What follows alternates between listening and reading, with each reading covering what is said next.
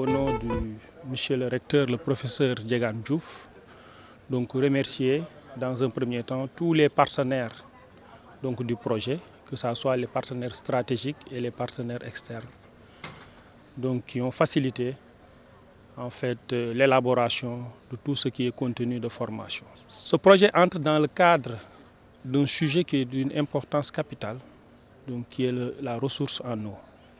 Vous le savez, l'eau, c'est l'élément précieux, c'est l'élément de vie. Et ce projet cadre parfaitement dans le reprofilage en fait, des offres de formation pour essayer de mettre en place sur le marché du travail donc, des étudiants capables de porter et de gérer tout ce qui est gestion et le traitement des eaux donc, au Sénégal, mais également donc, pour les besoins de notre partenaire stratégique du Québec. Donc, nous tenons également à remercier les partenaires québécois à qui on a travaillé pendant presque une année donc, pour monter ce projet et pouvoir espérer avoir ces financements.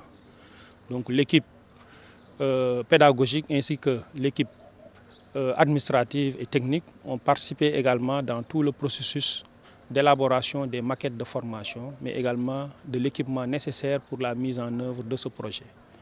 Donc l'atelier aujourd'hui sera, comme l'a indiqué monsieur le recteur, qui a tenu pour son mandat de travailler dans l'inclusivité. Donc c'est la raison pour laquelle il a instruit et a demandé à l'équipe pédagogique et à l'équipe administrative de ce projet de se réunir pour un atelier de partage des objectifs de ce programme, pour que la mise en œuvre de ce projet, que les collègues puissent s'approprier ce projet, donc pour rendre pérenne. Parce qu'après ce projet, on voudrait également que ce programme de formation stratégique puisse être pérenne donc dans la mise en œuvre donc, de ce projet. Donc vraiment, on tient à remercier tous les collègues donc, et leur souhaiter la bienvenue, mais également d'être présents pour participer et assister à ces journées de réflexion. Et on pense qu'à l'issue de ces 2 jours de travail, donc, on pourra mettre en place l'équipe pédagogique donc, qui va porter ce projet, mais également dans le cadre de la mise en œuvre. Là, nous sommes à la phase de vulgarisation, parce que là, on a écrit le projet est financé. Là, on informe les partenaires internes, c'est-à-dire les collègues de l'UCN, et les partenaires externes, c'est-à-dire la CNO, SONES, OLAC, etc., qui travaillent dans le domaine. Maintenant, après, il y aura une deuxième étape, c'est-à-dire on a déjà élaboré une maquette qu'on va valider aujourd'hui. Et cette maquette, il y aura des modules de formation. Il y a des modules de formation.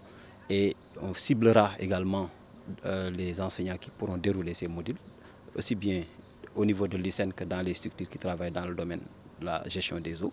Après maintenant, il y aura un atelier de formation des formateurs qui se fera dans les prochains mois, vers le mois de mai, juin, etc.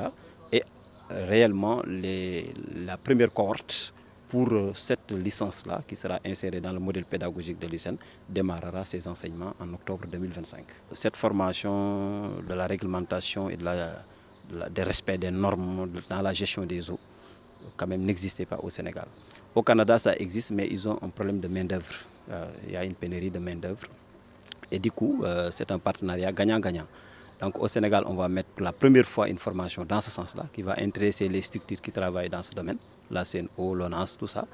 Parce que quand on a fait des missions de benchmarking là-bas, eux, ils nous ont signifié carrément qu'effectivement, souvent dans ces domaines-là, c'est des techniciens, des ingénieurs qui sont recyclés pour faire ce travail. Maintenant, si on aura la formation, vraiment, ce sera un atout pour eux. Ça renforce vraiment la main-d'œuvre. L'Université du Sine Saloum portera cette formation et on formera des Sénégalais, des diplômés qui seront vraiment experts dans ce sens-là.